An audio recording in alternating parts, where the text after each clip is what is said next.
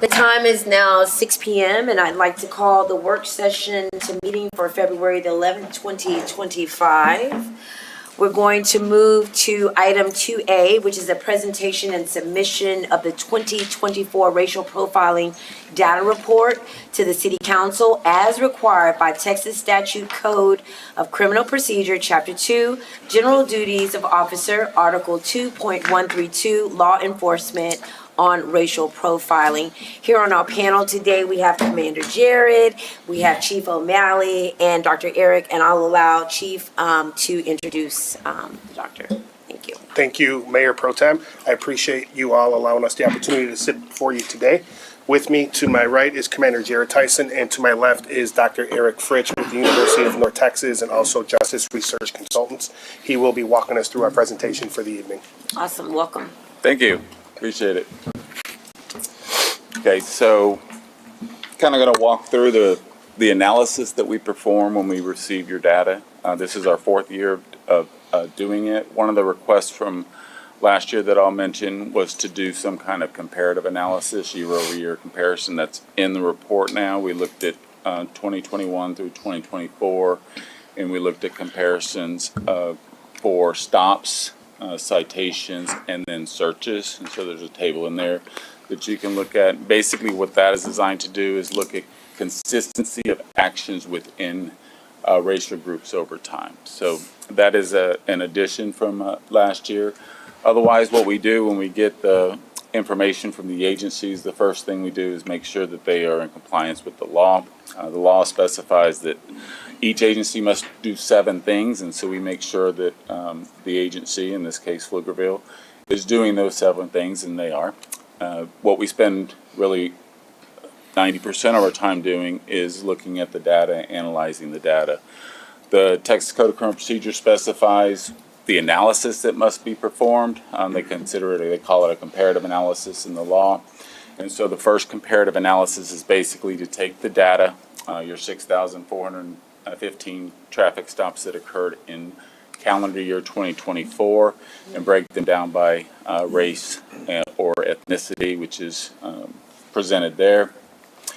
And then Texas Commission on Law Enforcement, otherwise known as TCOL, they kind of set the parameters for the reporting of the data, and so they want each agency to then take that comparison by race, ethnicity, and compare it to your population. This is comparison to the city population, and this was brought up last year. This is Travis County's population. I was unsure last year, but this is Travis County's population. Wait, can you go back? Mm-hmm. Are you saying, 14.76 is for Pflugerville or for Travis County? Travis County? 14.76 blackest city is Pflugerville. The county, Travis County, is 7.46 based on 2020 data. Since we extend into both Travis and Williamson County, We just have Travis. This is specifically. Yeah. The agency wants it, we'll put in multiple county. It doesn't fix any of the issues that we have. There's some agencies in the Dallas-Fort Worth area where I'm from that cross onto 3 counties, and we'll put all 3 on there. It just doesn't lead to clarity, though. It probably leads either to way. confusion. Yeah. And in this instance, even Yeah. our Williamson County folks are de minimis anyway, their population percentage. So. Yeah. That county population number, it seems like it's been dropping precipitously for a long time. And my recollection is, when I was growing up, of course I'm the old guy on the panel, but it was closer to 12 to 13% in the 80s. And I know, I've been reading about out migration and in migration things. It seems to me that number is. Do we have a historical on that? And also, the Asian number is way up from, again. You're talking about Travis County population? Travis County, yeah. Yeah, we wouldn't, because we started this in 2021, so we pulled the 2020 data. So you don't have have census data, so the census you wouldn't have data data does from exist. 10 years. It does exist. We just don't have it. Okay. And we do look at estimates, because estimates come out every year to see if, and there'll be 2 to 3 percentage point differences over usually a 3 to 4 year period in some jurisdictions. Yeah. And so that's, I mean, we're still using the 2020 census. And have you seen much difference in those population percentages over the 4 years that you've been doing it? There's some in Travis County. I mean, we look at it each year. There's changes in Travis County since. And in the city, is it pretty constant, or have there been changes that are I significant don't in your recall mind? the city because most recently I paid attention to the county population changes. And I Okay. just don't know enough to know if there's been changes in Pflugerville with in and out migration All right, patterns. thank you. We talked about this before. There's issues with the data that was just presented. For the most part, is that we don't have a valid indicator of your driving population. So even though we had the city data on the last one, 60% of your stops last year in 2024, they were not residents of the city of Pflugerville. So they might be in Travis County, or they might not even be anywhere on that chart. It might be from Alabama. They What could was be that percentage again? 60%. 60. Were not. 60% of the stops were Were not. outside of the city. They lived outside. Residents. Yeah, they were not Okay. residents of the city of Pflugerville. Okay. And so we have a real challenge. It's not a Pflugerville issue. It's a racial profiling research issue to try to find a valid indicator of the driving population, which really doesn't exist. The other issue is that we've been collecting this in the state of Texas since 2009, where we determined that each citation or warning that is issued, the officer states whether or not they knew the race ethnicity prior to the stop. 2024, out of all your traffic stops, 2.7% of the time the officer knew the race ethnicity of the stop. That's the study that's cited in the report. It was 2.9% that year. I took 2023 data, which is the most recent data for the state, because 2024 is still being reported. 2023 data for the state, we're talking about close to about 800 municipal city police departments, about 4.6 million stops. The average is 3.8%. So, Eric, did everyone report this year? as far as I know, yes. Okay. Yeah, in 2023. Yeah. Okay. I don't think there was anything missing. Yeah, have a question. I focus more on the city than on like counties and stuff like that, but on the city side. Well, I did. a couple of years ago, Oh, yeah. the ledge tried to put some teeth in, and Yeah. it's a frustrating endeavor. Yeah. Yeah. I'm sure there's still some agencies out there that are not reporting, but on the city side, it looked complete to me. Cool. I'm sorry. So I had a question about your statement about the not having good data or any data about the driving population. Right. Just wondering about licenses issued in the state, and is that not a better indication? We could still do that. For example, like there are cities like we do Cedar Hill, which is in south of Dallas, and they have a zip code that's only for that city. So their chief will get that data, but it's the same thing, because then if 60% of your residents aren't within the city, you're just throwing another indicator in there that's really causing more confusion. So the data from the DMV can only be gathered by zip code. By zip code, or you could pull it by city. By If you city. want to pull it by city. So it'd be easier to track that if you're a large city where more of the stops are residents of the city. In Houston, they wouldn't have 60% of the stops being non-Houston residents.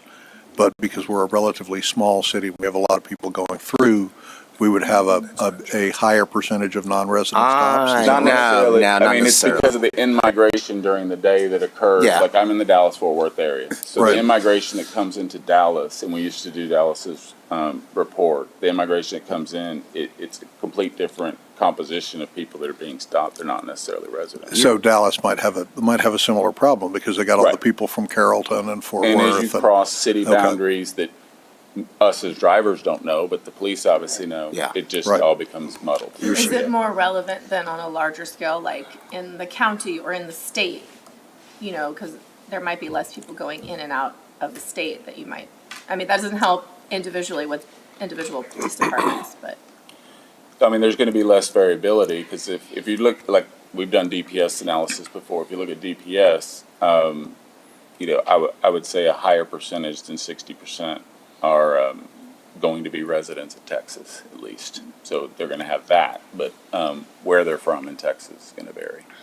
I mean, so you really, it does become, I think, more maybe some isolated towns, maybe a little bit easier, like a Lubbock, maybe a little bit easier to do something that would say it's residents, but for the most part, analysis shows that there's not consistency within cities of the residents are the ones that are being stopped. And we do like Midland, and Midland's the same way.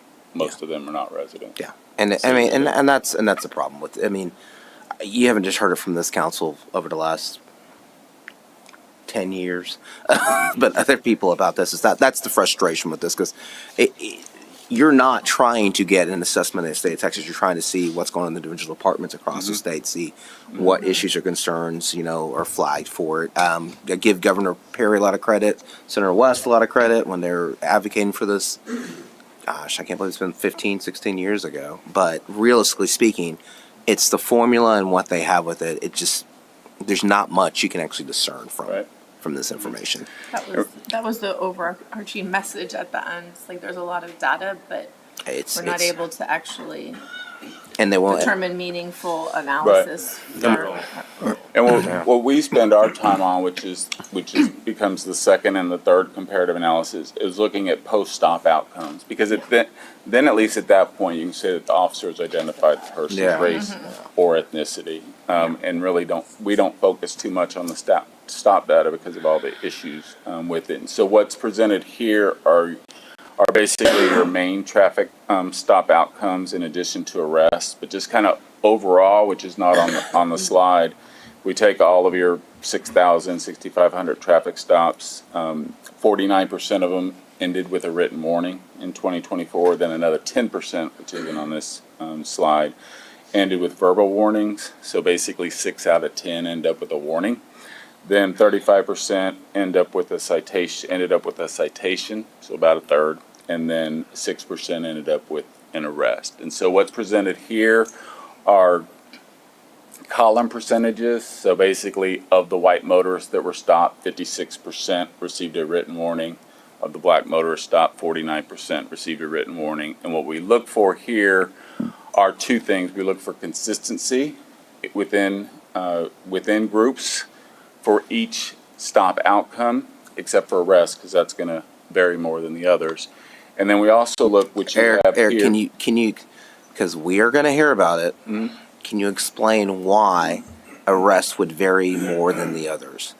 Because most arrests like this are going to be penal code violations, so a crime or an outstanding warrant, and so that just creates differences. Then this person has committed a traffic violation. Are they going to get a warning or a citation? Well, it's different if they have a outstanding warrant or if they've committed a criminal So it's activity. ancillary to the actual stop itself, but some sort of subsequent action deemed as some violations, penal code violation. Right. Yes, it's something that's going to come up after the traffic stop. Either they're going to get their license ran, they're going to find a warrant, or they're going to have some kind of criminal activity that's going to lead to an arrest. But it's always post stop.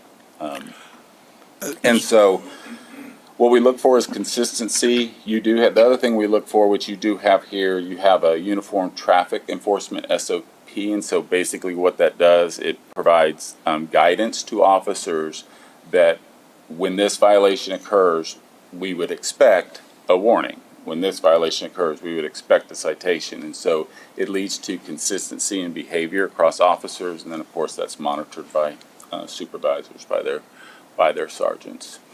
And so there is, as you see, there variability on arrests. Also noted there is kind of why people are being arrested. Most of them, it's because of a violation of the penal code, so they've committed some criminal activity, or there's an outstanding warrant for the person's arrest. Now, when you say the violation of penal code, is that their actions during the stop?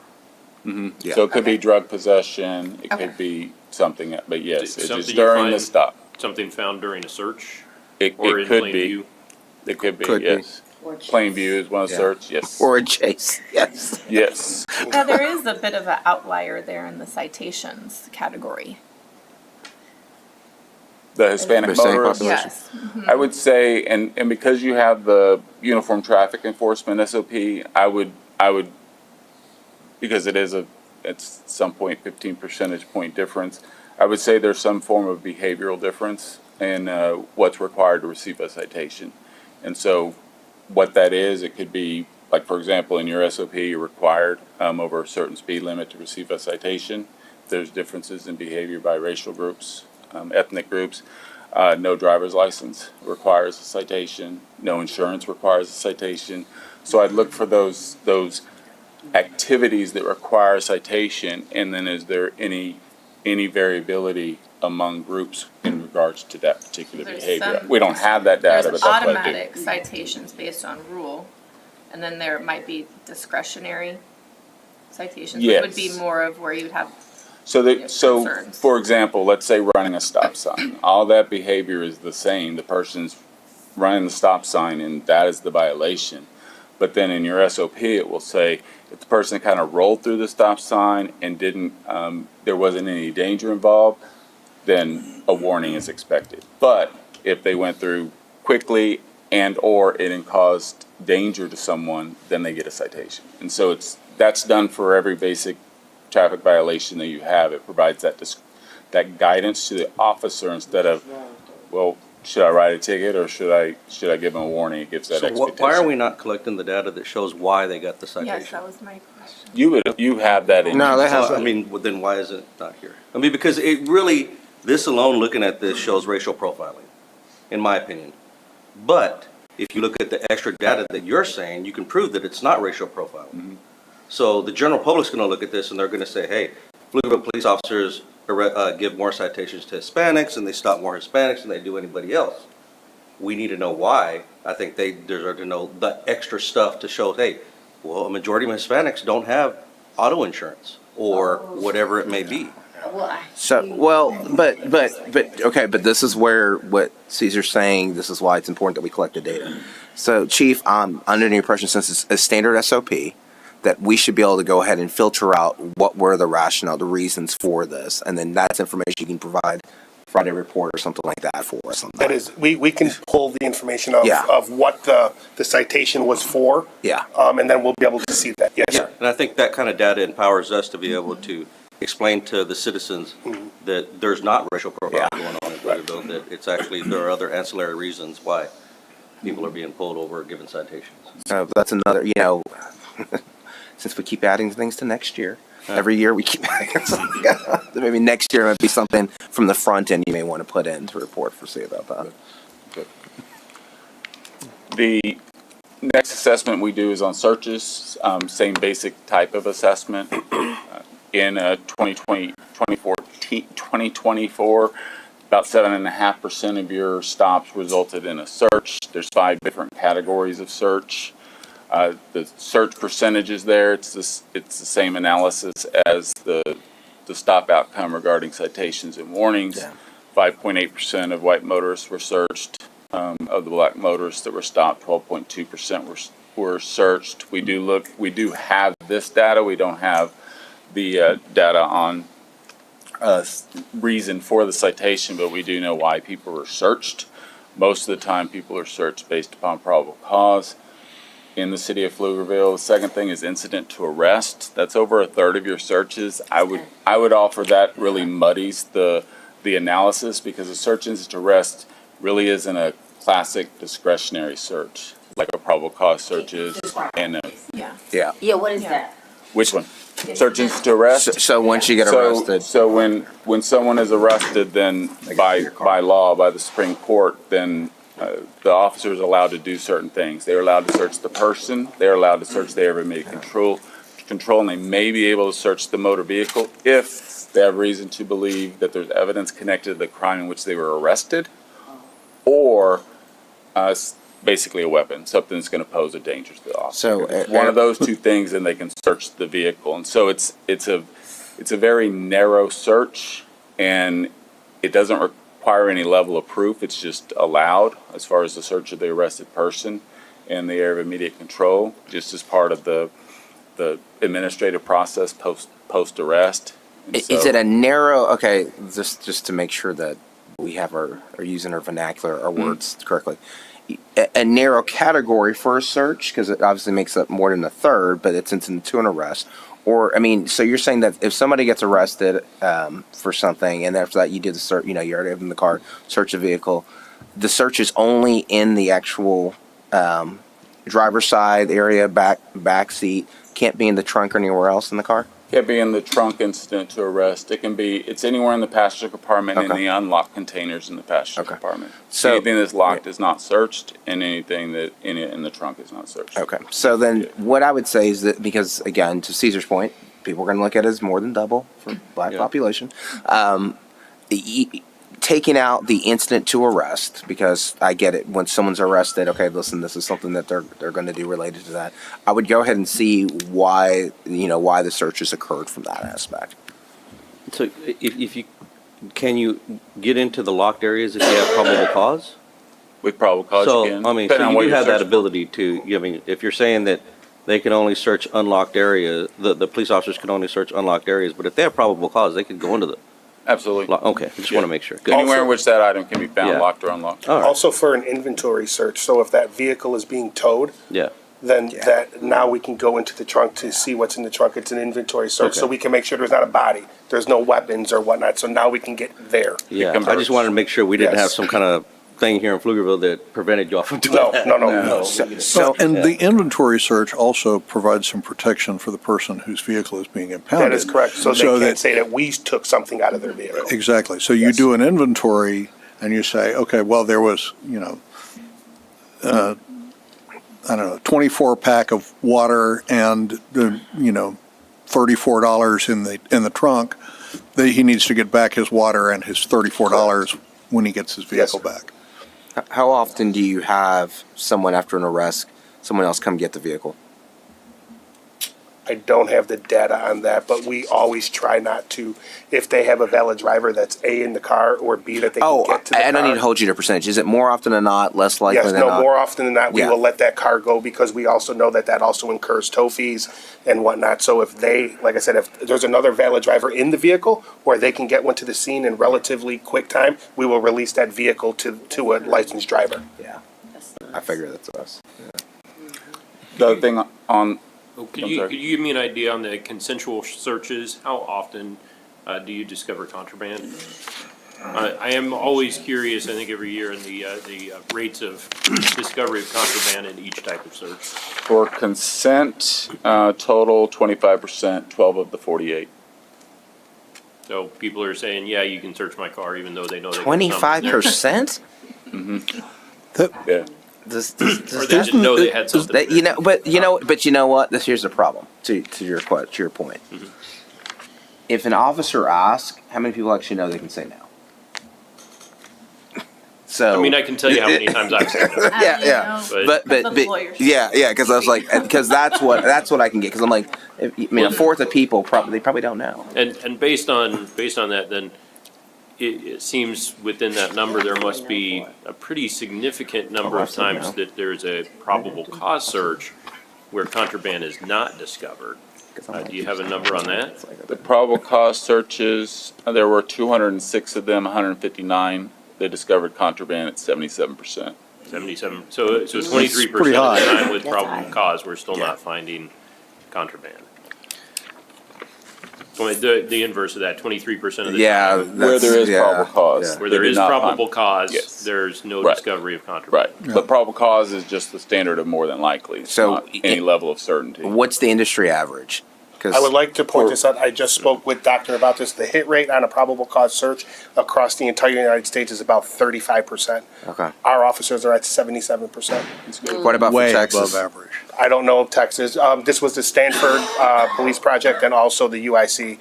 So we're at 77%. I was just talking to the doctor about this before. That tells me that our officers, A, are well-trained, and B, they're not out there willy-nilly. If they think there's if they have probable cause, I mean, 77% of the time they are correct. So to Doug's point, are we hearing from the 23%? And, well, I think it goes to, you said your officers are well-trained, and I think that goes to, I've known a couple of people who consented searches even though they knew they had stuff, and I've asked them why, and I said, let them find it. that's where the training comes in, you know? If we have officers that are well-trained, they're gonna find it. But yeah, it's like, let them find it, I'm not gonna show them.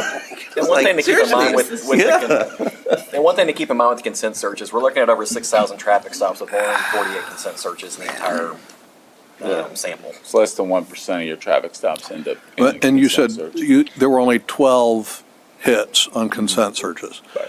Cool. I'm guessing 10 or 11 of those people were intoxicated at the time they gave consent. Does that sound like a reasonable guess? I would expect not, because if they were intoxicated, they're That would be another, riding off with yeah. someone else. Yeah.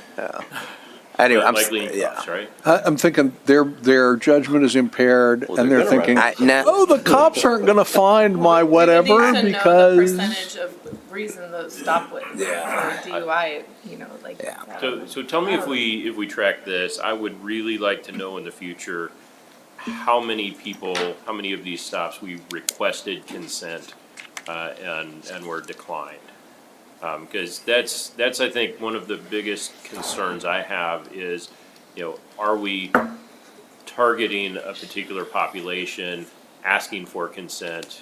There are certain populations with more or less trust of the police department, and I want to make sure we're not targeting people who may be, fearful if they were to say no. So do we track who we ask?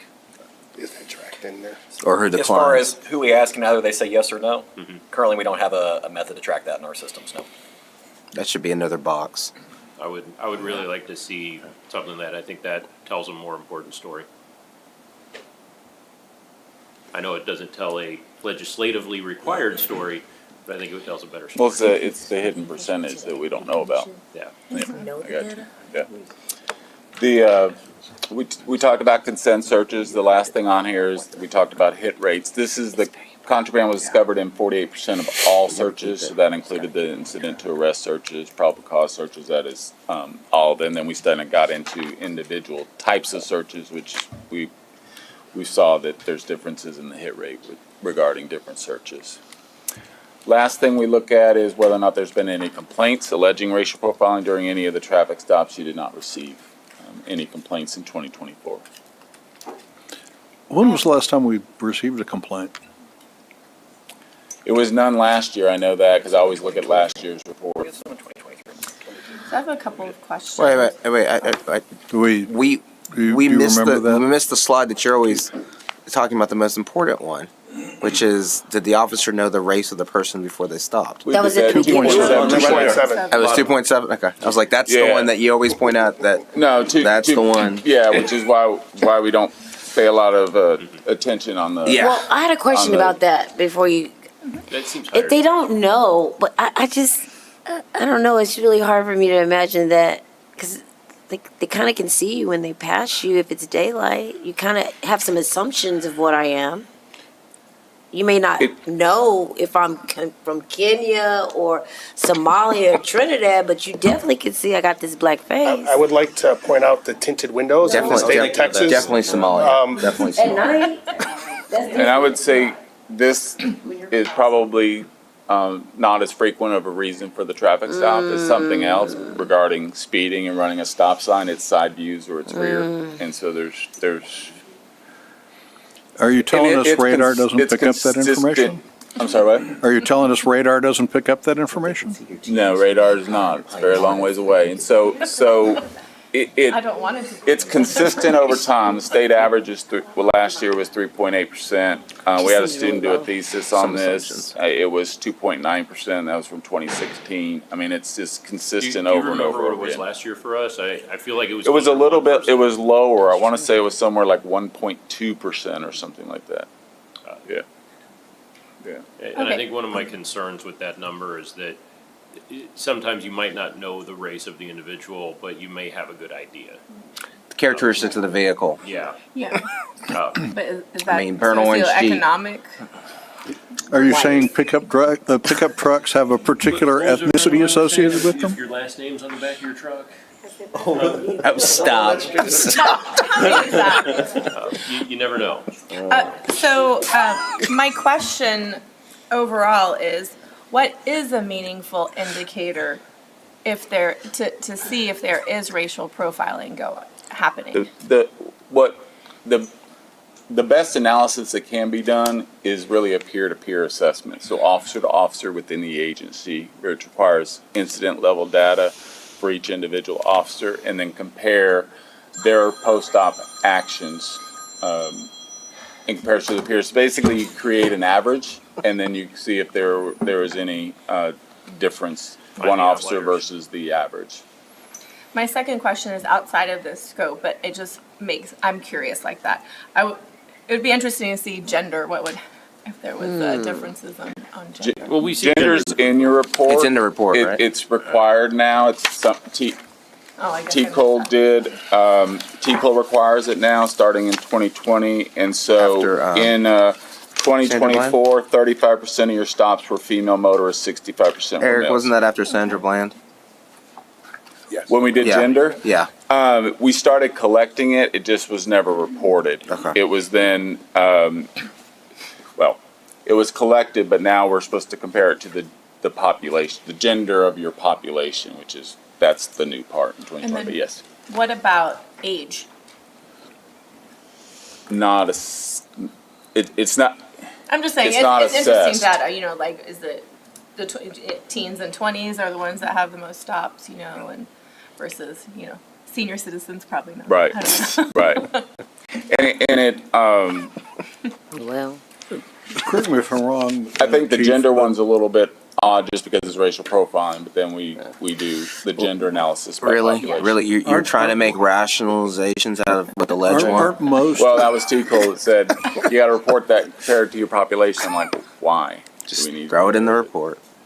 well, I'm excited that our city actually does this. I don't think that all cities do this? They're You're required. required to, Well, to that- do a report, yes. And that's a great point I Because was some going to of my ask, cities because don't. I personally am convinced we don't have racial profiling here in Pflugerville like other cities, but we don't have, I've never seen the data of other cities, and I'd love to Exactly. be able to see where we stand next to them, or comparable cities. So several years ago, I want to say pandemic time, it became a huge issue across the state because after the murder of George Floyd, folks started to look at, okay, are people actually looking at this information?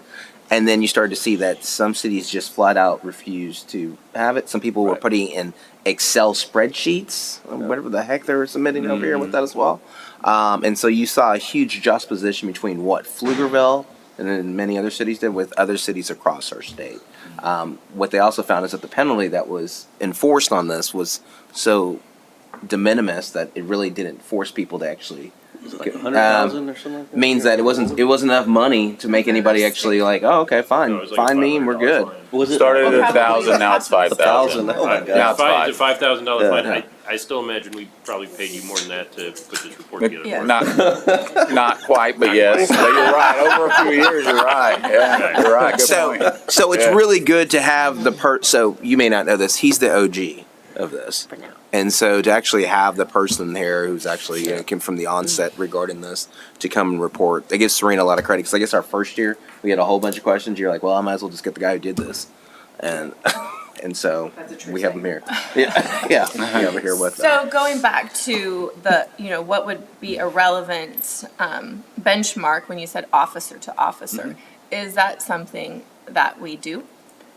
It's something that inside each department, the supervisors will do that. So part of the review process usually involves a review of their activity, but also a review of some of the body worn camera and the in-car cameras and stuff to look for differences. As far as a statistical test, the agencies almost always don't do that. But as far as monitoring the officers to look for any disparities, yes, they do that. So we do that here. Our supervisors will look, and if they were to take the three of us here, I want to know as the supervisor, is Jared pulling over only white people and searching white people, Hispanics, and black drivers And then that's the comparison that our sergeants are doing to ensure that it's not just Jason O'Malley is focusing solely on Hispanic drivers. Yeah, And then are they searching them? And so that's done at the supervisor level. And then also, like the doctor said, we also do our body cam reviews that are done by our sergeants and then signed off on by a lieutenant. So they're constantly checking cameras to ensure that on these traffic stops that they're doing what they're supposed to be doing.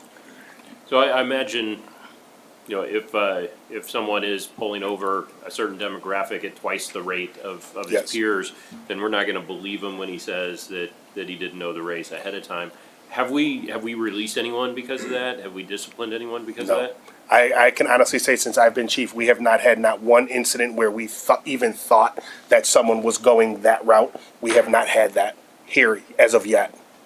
And I don't mean that in a negative, but we have not, But we keep an eye on it. absolutely. Thank you. While this is currently required by the state, I guess I'm curious to know if any executive orders around DEI will eliminate this form of reporting. Please don't give them ideas.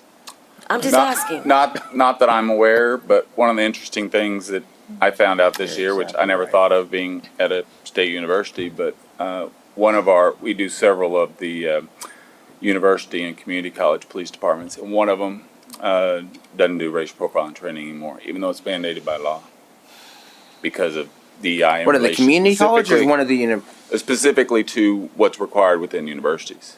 Because universities aren't allowed to. Is it a university or a It's community a college? community college In North Texas? in North Texas. Yeah. They don't do racial profiling training anymore.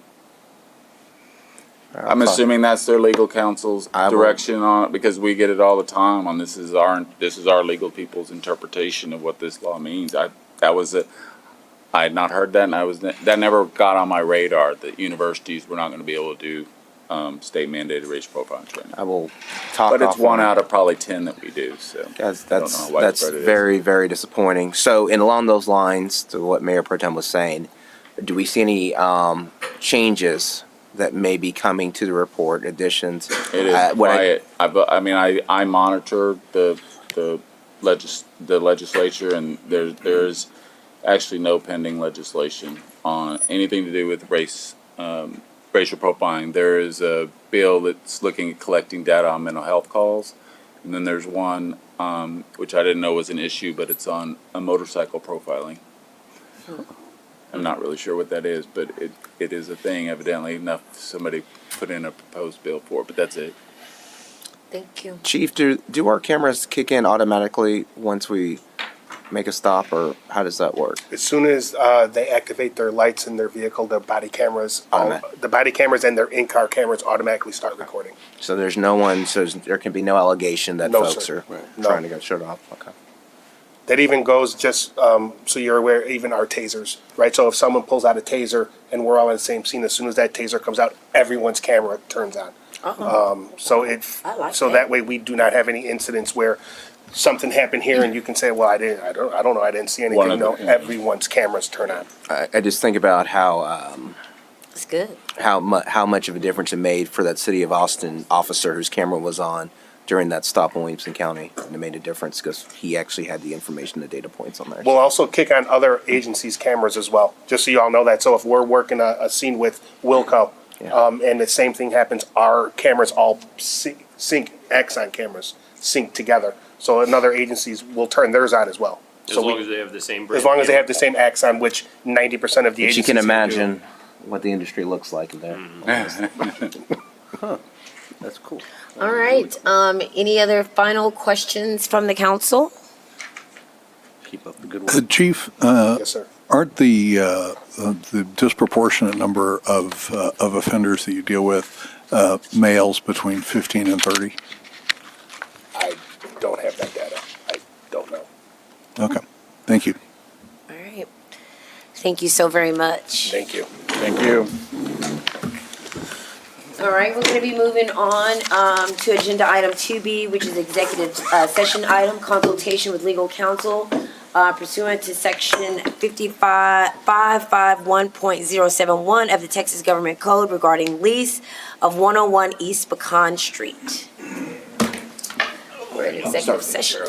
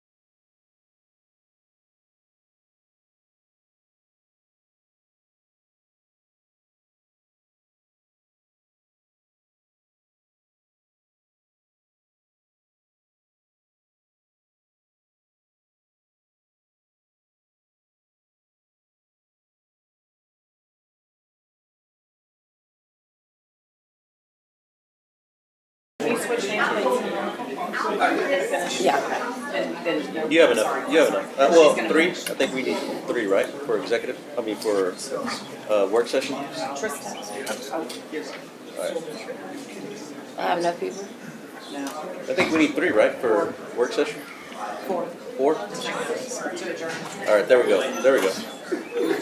All right, we're back. We're going to go ahead and adjourn our work session. Thank you so much. I don't know.